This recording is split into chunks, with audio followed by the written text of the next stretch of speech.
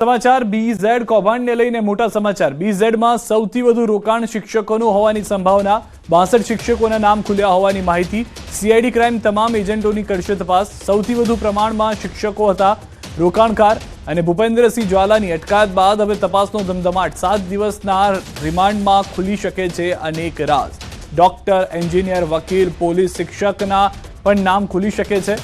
આગામી સમયમાં વધુ ચોંકાવનારા ખુલાસાની પણ શક્યતા જોવા મળી રહી છે। કેટલાક ક્રિકેટરોના નામની પણ વાત આ પહેલા તપાસની જ્યારે શરૂઆત થઈ ત્યારે ચર્ચામાં હતું કે કેટલાક ક્રિકેટર્સે પણ આમાં ઇન્વેસ્ટ કરેલું છે, પરંતુ મોટા ભાગના જે ઇન્વેસ્ટર્સ છે તે શિક્ષકો હોવાનું ખુલી રહ્યું છે। 62 જેટલા શિક્ષકોના નામ ખુલ્યા હોવાની પણ માહિતી મળી રહી છે, પરંતુ કોઈને પણ બાકી નથી રાખ્યા આ ઠગબાજે ઇન્વેસ્ટમેન્ટના નામે, એકના ડબલ કરવાના નામે, જેમાં ડોક્ટર હોય, એન્જિનિયર હોય, વકીલ હોય, પોલીસના પણ નામ છે કે જે પણ ઇન્વેસ્ટમેન્ટમાં હતા। શિક્ષકો સૌથી વધુ સંખ્યામાં છે અને કેટલાક ક્રિકેટર્સના નામની પણ ચર્ચા જ્યારે સૌથી પહેલી પ્રેસ કોન્ફરન્સ કરી હતી તેમાં કહેવામાં આવ્યું હતું સીઆઈડી ક્રાઇમ તરફથી। વધુ જાણકારી ન્યૂઝ 18 સંવાદદાતા ઈશાન પાસેથી મેળવીએ। ઈશાન, એક પછી એક વધુ ખુલાસા હવે જ્યારે પણ બીઝેડને લઈને પૂછપરછ કરવામાં આવશે ત્યારે થઈ શકે છે।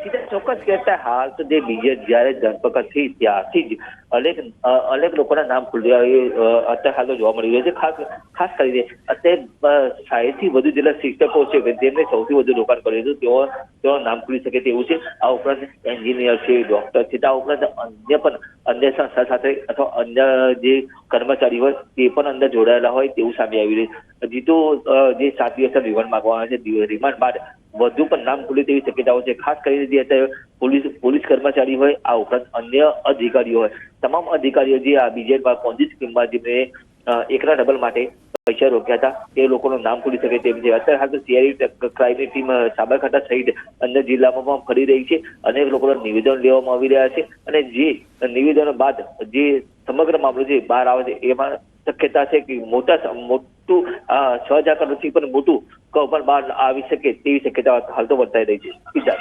આભાર સમગ્ર માહિતી બદલ। તો હાલમાં મોટું કૌભાંડ હજી પણ થઈ શકે છે, અનેક ચોંકાવનારા નામ પણ ખુલી શકે છે। એન્જિનિયર અતુલ સુભાષે કરેલ આત્મહત્યાના પડઘા સુરત શહેરમાં જોવા મળ્યા। અતુલ સુભાષે કરેલ આપઘાતના કેસને લઈને સુરતમાં પત્ની પીડિતોએ પ્રદર્શન કર્યું હતું। પુરુષો માટે કમિશનની રચના કરવાની માંગ કરવામાં આવી। હાથમાં પ્લેકાર્ડ સાથે વિરોધ પ્રદર્શન કર્યું હતું।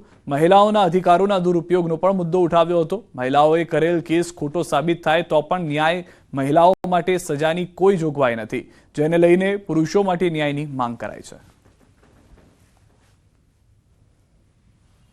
अतुल सुभाष करके जो एक विक्टिम था जिसने फेक केस की वजह से आत्महत्या की है 9/12 को, ठीक है, तो हम उसके खिलाफ प्रदर्शन कर रहे हैं कि उसको न्याय मिले। कहीं ना कहीं हम पे मुकदमे किए हैं, ऐसे मुकदमे किए हैं जिसकी वजह से हम कोर्ट के धक्के खा रहे हैं।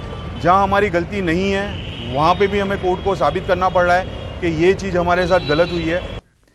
31 ડિસેમ્બર તેમજ નવા વર્ષની ઉજવણીને લઈને અમદાવાદવાસીઓ આતુરતાથી રાહ જોઈ રહ્યા છે। શહેરના અનેક પાર્ટી પ્લોટ, ક્લબ તેમજ હોટલમાં લોકોની ભીડ જામશે। ઉજવણી દરમિયાન કોઈ અનિચ્છનીય બનાવ ન બને તે માટે પોલીસે એક્શન પ્લાન તૈયાર કર્યો છે। અમદાવાદ શહેર પોલીસ 31 ડિસેમ્બર સાંજથી જ બંદોબસ્તમાં લાગી જશે। 6000 જેટલા પોલીસ અધિકારીઓ વ્યવસ્થામાં જોડાશે। પોલીસ તપાસ દરમિયાન 300 જેટલા બ્રેથ એનાલાઇઝરનો પણ ઉપયોગ કરવામાં આવશે, તેમજ પોલીસ અધિકારીઓ બોડી વોર્ન કેમેરા સાથે સુસજ્જ રહેશે। શહેરના મુખ્ય સ્થળો પર નાકા પોઈન્ટ બનાવવામાં આવશે, તેમજ સઘન વાહન ચેકિંગ પણ કરવામાં આવશે। મહિલાઓની સુરક્ષા માટે શી ટીમ અને મહિલા ક્રાઇમ બ્રાન્ચની ટીમો તૈનાત રહેશે।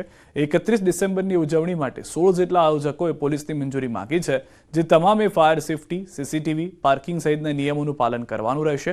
ઉપરાંત આયોજનના સ્થળ પર કોઈ પણ પ્રકારનું નશીલા પદાર્થોનું સેવન ન થાય તેની પણ ખાસ તકેદારી રાખવાની રહેશે।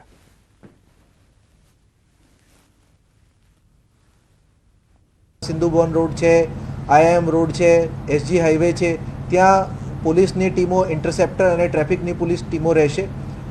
અને જ્યાં રાત્રે જે 12 વાગે જ્યાં ઉજવણી થાય છે અને ભીડભાડ થાય છે એ જગ્યા ઉપર પોલીસના બંદોબસ્ત રહેશે। ખાનગી કપડામાં પોલીસ રહેશે અને